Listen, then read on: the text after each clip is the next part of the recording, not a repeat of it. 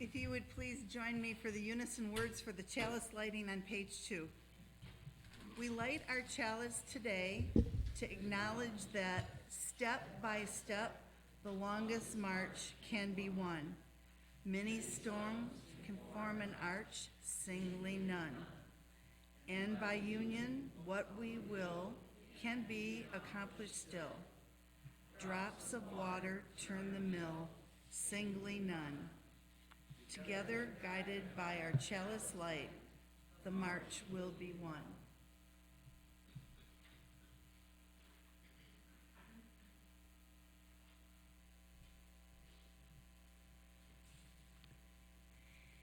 As we take this morning's offering, if you are a first-time visitor, please consider yourself our guest. And for those of you that mail in your pledges, we are always grateful for your timely contributions to the congregation. All other contributions will be made to keep this liberal message in this community alive with the Unitarian Universalist principles in place. If you would join with me for the words for the offering. Love is the spirit of this church and service its law. This is our great covenant, to dwell together in peace, to seek the truth in love, and to help one another. Your contributions to our church help us to keep this covenant that some of you have memorized over the years.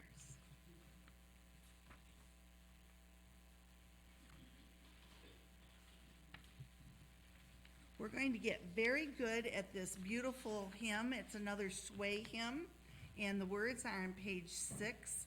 And this day we have the support of the choir, and we will be singing verses 1, 3, and 5. And you can remain seated for this and see if you can sway like that.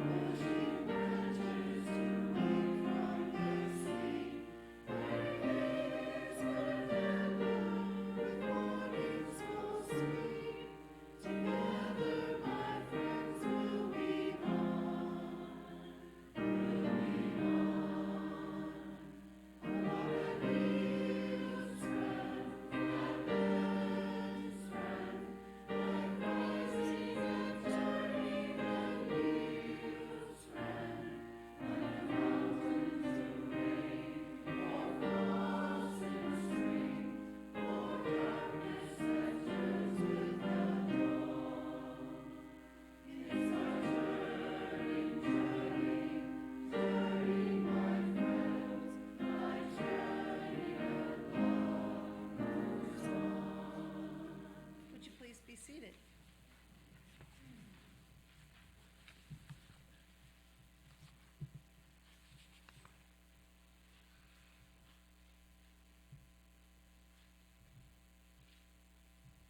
The words for our joys and sorrows gives us an opportunity to think about just how far our consciousness and our hearts stretch. A perfect heart is one that has known both love and loss, joy and sorrow. The perfect heart is one that is shared. As you invite your thoughts to move to a place of what your joy or sorrow has been this week, when you bring voice to it by introducing yourself up front, you enable the congregation to get connected with you. Some people meditate and send energy that way, some good thoughts and some prayers. And I'm going to start with just a moment to bring voice to the shooting that happened in the San Diego synagogue yesterday. One person died and multiple people were wounded, and we certainly hope that worship in all forms and in all places becomes safe. But people will keep on keeping on to make sure that that's the strongest voice that is left.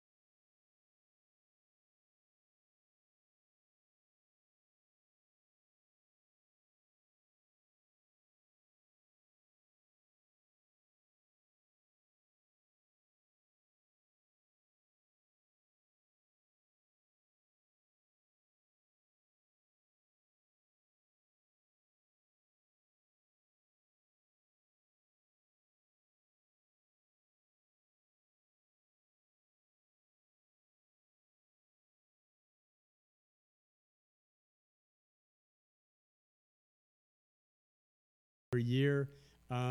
The winners stand up if you would, please. Mark, and there is Nathan, and there is the Shanowitz, the winners. And second place went to Nancy Bailey and George Rourke and Sandy Karolak and Dennis, or not Dennis, who else? Oh, Libby was on the team. So it was a close competition, but we had a great time. And next year at next year's auction, you too can participate. So thank you very much for everyone.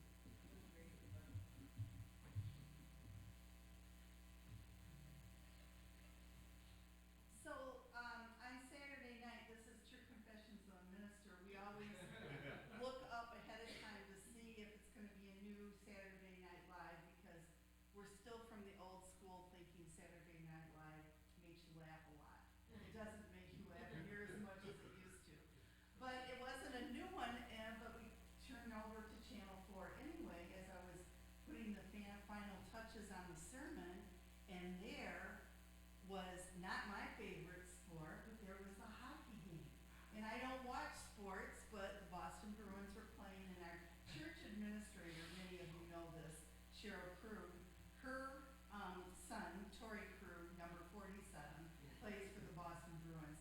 And it was down to the second overtime, and that other team got a score. I've never been that upset about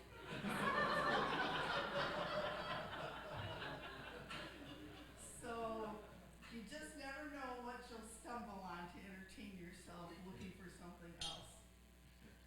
I'd like to light this candle to the connections that all of us make through sometimes sad announcements, sometimes pieces of sorrow, and sometimes laughter and great friendly competitions with little girls and little boys on baseball fields, or with trivia, trying to compete with that guy on Jeopardy. How about that? So this is all to all the connections that we make in what we can officially announce as a real spring day, and it keeps coming. Don't look back.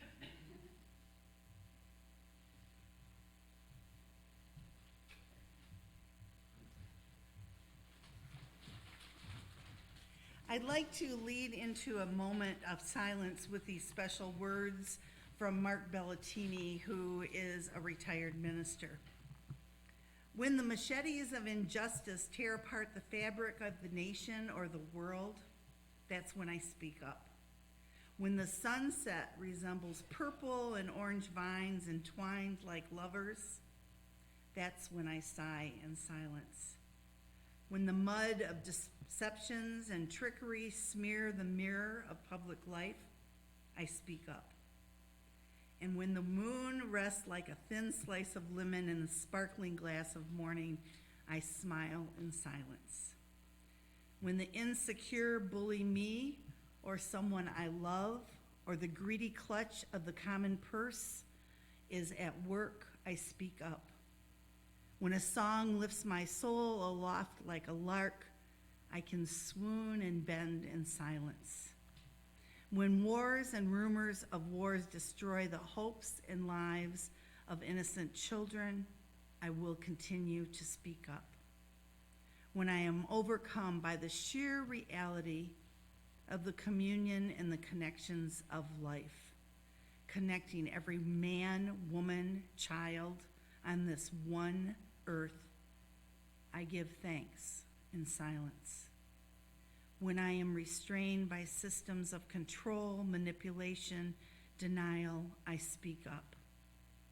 And when all the words cease and the breath moves deep and slow, and the inner and the outer are as one for a moment, I wonder, and rest in the deep silence. Resting in the deep silence for a moment, may you make a connection with your inner spirit, and what your soul speaks to you will give you answers and calmness.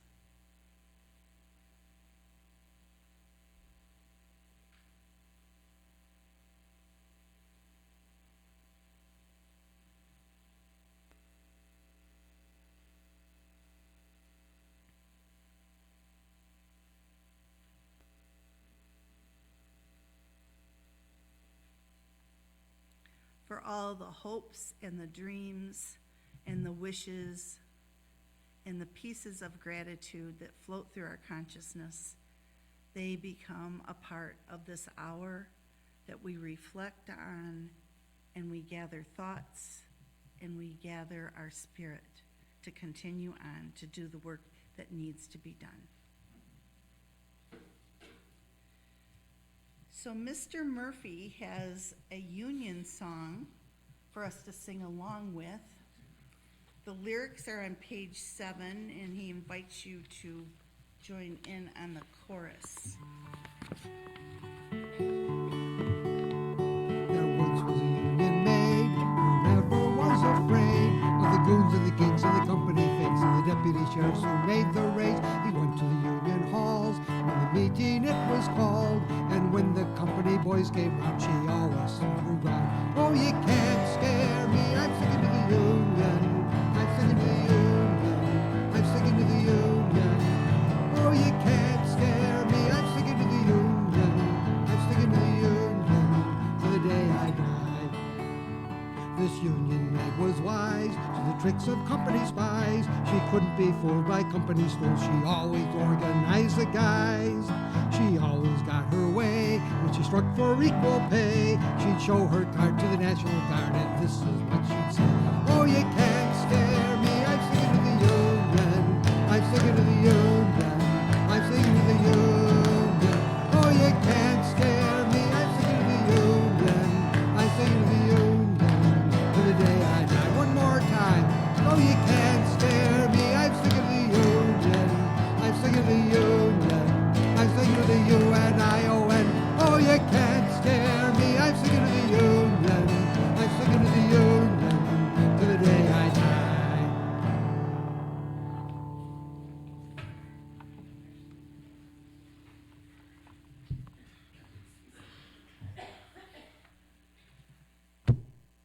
May Day. Somebody brought up yet another meaning for May Day, for National Holocaust Remembrance Day. Thank you. May Day brings to mind different images for each of us. For Celtic neo-pagans, May Day is the day that maypole dances occur to celebrate Beltane, the day of the return of spring. Rituals such as lighting bonfires, planting the fields, and decorating homes with flowers. In fact, we'd like to have you join us for a maypole dance immediately following the service outside, and that will be led by Kelly Petrie, thanks, and we'll have some live music for a little bit. Oh, and Kasha. Okay. Oh, there you are. Right in the middle. In 1886, at the Haymarket Square in Chicago, there was a bombing at a labor demonstration on May 4th. 8 workers were killed by police. The bomb blast killed 7 police as a part of retaliation. 4 civilians and 60 were injured. This kicked off initiatives of unions pan-nationally to work officially for an 8-hour workday, universal peace and fair working demands of laborers for International Workers' Day on May 1st. Today, we're going to try to cover the waterfront. If I don't cover it completely, maybe you'll like to watch that movie, The Waterfront, again, about unions. But we're going to attempt to cover briefly how justice working rights are worked for through union organizing and other means, and how the confusion about the word socialism could include the work of the unions. So briefly, because all of you could take at least 2 semesters on this topic, we're going to talk about the difference between socialism and communism. Communism and socialism are umbrella terms. They usually refer to 2 left-wing schools of economic thought, and both usually oppose capitalism. The ideologies that have inspired these social and political movements have occurred since the 19th century.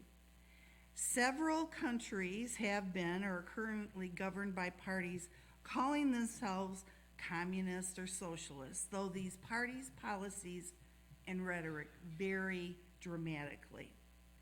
As an ideology, communism is usually regarded as hard left, making fewer concessions to market capitalism or to democracy in their electoral choices than do most other forms of socialism. When we describe a system of government, communism usually focuses on a one-party state that bans most forms of political dissent. Socialism can refer to a vast swath in the political spectrum. In theory and in practice, its intellectual history is varied. Socialists can be pro-market or anti-market. They may consider the ultimate goal to be revolution and the abolishment of social classes, or they might be seeking more pragmatic choices of universal health care or universal pension in those categories. Social Security is a socialist policy that has been adopted in the United States, as has the 8-hour working day, free public education, and other rights for all people. Socialists may run for election, forming coalitions, and we know that, and we've heard that, and that's why I'm bringing it to you. The production and consumption, when we go back to communism, the phrase that many of you remember from school is from each according to their ability, to each according to their need. And so socialism predates that communist manifesto by quite a few decades. Early views of socialist thoughts were articulated as early as the 1700s, and those followers often developed utopian socialism that usually failed, but the attempt was there. These thinkers put forward ideas about how to give equal rights and distribution of wealth, a sense of solidarity among the working classes, better working conditions, common ownership of productive resources such as land and the manufacturing equipment. So, thanks to the last presidential election, socialism and capitalism have been looked up more times than any other words in the dictionary. So from Social Security and those unemployment insurance to Medicare and Affordable Health Care Act, Republicans have labeled every social welfare program proposed by Democrats as socialist or socialistic or even creeping socialism. And these phrases, the last one, creeping socialism, went all the way back to 1939 with Tom Dewey. So give socialism a foothold, they would say, and then the rest of the country would just slide down the pike. This redirection, if you will, and this misunderstanding of these two words has led people around to thoughts that, in my opinion, need more research, and probably not by most of the people in this room. Since the 19th century, a hard left brand of socialism has advocated for a radical social overhaul. Many of you have been involved in the inequality discussions with UUA groups and looking at how we can make the world a more just place for all workers. So the policy victories and the regulations and things that need to be changed, you are the people that would help put the energy into that. By 1920, the right in our country claimed the word socialism as negative and labeled any social welfare initiatives as socialism. Millennials, praise for the millennials. They don't seem to have the problems that many of the rest of us do with these two words. Those concepts of socialism, they see it as a social contract that can protect the rights of people. It's going to be interesting in the next 5 and 10 years to see how the millennials' attitudes about LGBTQ and about gender identification and about socialism, etc., makes a difference because of their insights and I want to say less prejudicial and judgmental thoughts about such things. So now we're going to shift to the work of the unions. And some of you are going to say, well, I still don't understand the difference between socialism and communism. And I'll say what I say most often to most people. Google it. Some of my most cherished days from childhood were spent with my dad when he was laid off from his job. On Mondays, we would go stand in the unemployment line so he could give his job search report to officials with forms behind a big desk. We would then go to Mass at St. Peter's and Paul's Church, and then we would go visit my Italian grandparents who treated me to rock and rye Faygo pop served in those decorative jelly glasses. I had my dad all to myself due to his once-a-year layoff from the job that was supported by the Teamsters Union Local. I also remember those Friday night fights over finances as unemployment checks never stretched to pay the bills. My mother's income working for lawyers that gave her few raises and demanded long hours and taking work home had to suffice during those challenging dips annually for many years. As children, we don't realize, all of us, the sacrifices of our parents and how they worked to make sure we were fed, clothed, how we could participate in extra activities, go to birthday parties and bring a present to a friend or a relative. That curtain of innocence begins to get pulled back as we reach the double digits, around 10 or 12. My dad was expected to picket, and the evening news would blare out reports of violence as desperate people needing jobs, the scabs, would break through the picket lines and replace the picketers, expecting less pay than the union workers, and being grateful for whatever job they were given. So we'll go back a little ways. Henry Ford made promises to his workers. You can decipher whether this was fair or not. If you were a white male, and if you were willing to socialize yourself to be an all-American, learn the language if you were an immigrant, and practice good ethics, which meant staying married and being part of a family and being the breadwinner, you could get $5 a day on an assembly job. This lured many families to move from the southern states to what they thought would be financial security. I remember on a very cold and bleak winter day a couple of years ago, my two granddaughters, whose grandfather came up here from Kentucky to get a job at the Ford plant, said, "Why do we live in this state? The weather is so horrible.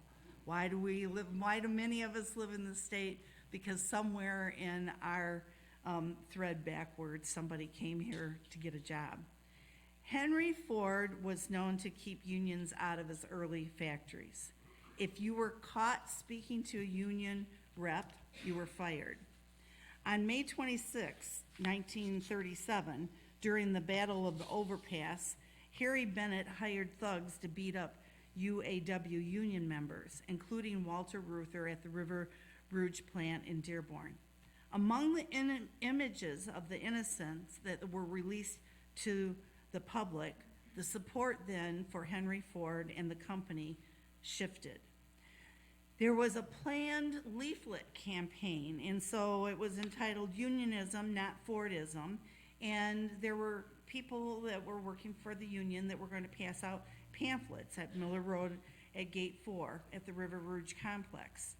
They were demanding $8 an hour, equivalent to $130 today for a week's work, and a day. 6-hour day for workers, in contrast to the $6 a day that was being given. At about 2 p.m., several of the leading AW union organizers, including Walter Reuther and Richard Frankenstein, were asked by a Detroit photographer to pose for a picture on the overpass, with the Ford sign in the background to make the statement of what they were fighting for and where. While they were posing, men from Ford's service department and internal security force under the direction of Harry Bennett came from behind and began to beat them. As many as 40 attackers participated in this violent attack. Frankenstein had his jacket pulled over his head and was kicked and punched. Reuther described some of the treatment he received. 7 times they raised me off the concrete and slammed me down. They pinned my arms, and I was punched and kicked and dragged by the feet to the stairway. Thrown down by the first flight of steps, picked up, slammed down on the platform, kicked down the second flight. And on the ground, they beat and kicked me some more. What is the point? To make a graphic example here by hearing this description is that keeping unions out of the way has always been and continues to be serious business. Many of you have your own less violent and more recent experiences with unions. Many of you have made a career working for fair treatment, benefits, equal rights for all employees. Some of you have had to make difficult choices whether to join or stay with unions, as dues don't always warrant improvement for working conditions. Our overview might raise more questions than answers, yet it will give us food for thought. One of our members, Tracy Martin, was kind enough to share with me some of her experiences as a union organizer. You too, if you take the time, will find a wealth of wisdom among our members when you have time to hear the stories of their career. Some of the contract negotiations fought for practical reasons and what we might consider assumed rights were at stake in Tracy's work. For example, when a superintendent of schools wanted the junior high teachers to give up their conference period, negotiations won to give them time to regroup their thoughts and plan lessons and keep that hour of planning time. When the school calendar only allowed for Christian holidays to be taken off, negotiations won to allow Jewish teachers to take off a day for their holy days as well. There's a reason that the spring breaks don't coincide, all of them don't coincide with Easter anymore. They're trying to branch out to include all the religions. When black teachers were not being hired or represented equally, negotiations pushed for the civil rights for all. And of course, when salaries and sick pay, family leave, grievance procedures needed to be created or improved, the unions negotiated for the employee and the management working conditions to be improved. The people, the mediation, the contract negotiation, and conflict management skills all came together and continue to come together when people like Tracy represent employee relations. It's not easy work. A turning point for the power of the union came in 1981, the Professional Air Traffic Controllers Organization. Many of you remember this. Isn't it nice that we can remember back to 1981? PATCO was the United States trade union that operated in 1968, started in 1968. There were 13,000 members. It was decertified in 1981 after an illegal strike was broken by the Reagan administration, and they fired 11,000 members of the 13,000. When PATCO went on strike, Kathleen Schlott describes, Ken Moffitt was the chief mediator. He says that the union wanted a shorter work week and for the laborers and higher pay. The strikers believed if they were gone, the safety of the flying would be at risk, but that wasn't the whole case. So this calamity, not just for the fired air traffic controllers, but as an example for unions everywhere, went back to 1981 and those labor negotiations centered around the size of the workers' raises. Management began going after all unions for concessions and laying people off. And so the power of the unions was stripped away to a point, because picketing and going on strike would become illegal. Between the impact of those consequences for striking, some would say that the supposed changes in company policies, which were improved, and employee laws that could protect workers' rights, gave way to unions losing much of their popularity and power. So sometimes the unions would demand too much. Many have in this room, I know I'm among them, when I was a teacher, have balked at the expensive dues and see using a lawyer when needed rather than any kind of unreliable security and promises from unions was the way to go. Yet let us not underestimate the union's power when it comes to politics. You will continue to see all the candidates on either side vying for support of unions as they rev up for the 2020 election. Labor unions' endorsements are certainly sought after and will make a difference. So why wouldn't teachers get more equitable raises? And why do teachers have have to bring in supplemental school supplies? These are the practical questions that never make sense to me. I thought the lottery money that was promised was to be given to the schools. Do the people creating the school budget rely too heavily on promises of the lotteries? And is the money shifted from the schools to other areas? Probably. A slight dip in a church analogy here. Do we rely too heavily on the generosity of a minority of folks to financially support the church budget without contributing our share? Sometimes that happens in Unitarian Universalist churches and others. Hopefully it doesn't move to a 20/80 rule. What does it seem to take to move part-time employees to a place where they can get benefits? Many of you in this room either work these kind of jobs, or your children or your grandchildren work these kind of jobs where they're promised 32 or 34 hours a week. And we all know why. And the promises continue that as stocks in the company go up, your number of hours will go up, and you don't see that promise fulfilled. Unions actually work for the full-time workers' rights first. Who defends the rights of the part-time workers? And so you see people struggling to buy a house, struggling to pay their bills, struggling to pay for food. Can we really trust the companies that treat their employees fairly if there's no recourse other than a potential higher wage by going to the company down the road? Is strengthening the unions the answer, or is there another answer? So one of the ways that you can get involved, and why would you get involved even if you're retired? Well, if you're retired, you have the time to take up the fight. And if you're retired, you have the relatives and you have a strong connection in your family to fight for the next generation and their economic fairness. And as Unitarian Universalist, Social Justice Committee can steer you in this direction, or you can just Google it.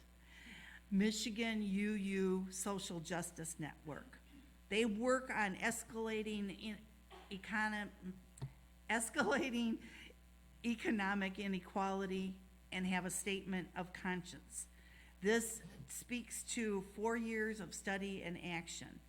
They have connections to join the Poor People's Campaign that calls for a national call for moral revival, uniting tens of thousands of people across the country. You can get connected in that way. You don't have to go out and march. Sometimes you can send your money, sometimes you can write a letter, which is free. The raise of the minimum wage. It is just amazing how many people are still working for minimum wage and trying to support families. All of these issues move into class conversations that we continue to have. Conversations about class and classism, they're vital to our faithful human communities that we build as Unitarian Universalists.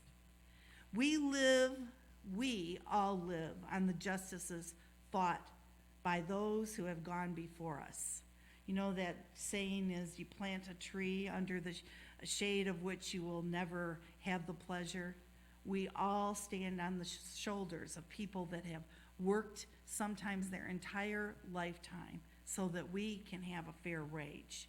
So how are we going to support equality and fair treatment, not just for ourselves, but for the others? From the cost of minimum wage to medical benefits, reasonable working hours, what can be your cause? And how can you move just from the beautiful colored ribbons of a maypole to doing the work of what May Day can be about? It's up to you. Happy May Day. And boy, am I glad that Tracy allowed me an hour and a half of her time so that I could move from International Workers' Day for Dummies to International Workers' Day for Presentation. So be it.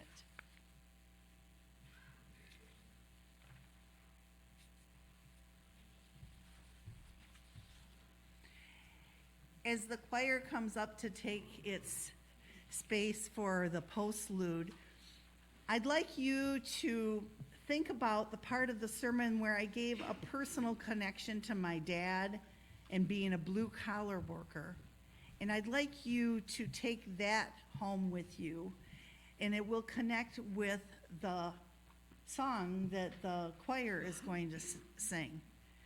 All of our mothers and fathers and our grandparents made decisions, and there was a road that was taken and a road that wasn't taken. Think about how the impact of those choices have changed your life for the better and set you into a place of having a consciousness to continue to do the work that needs to be done. So be it.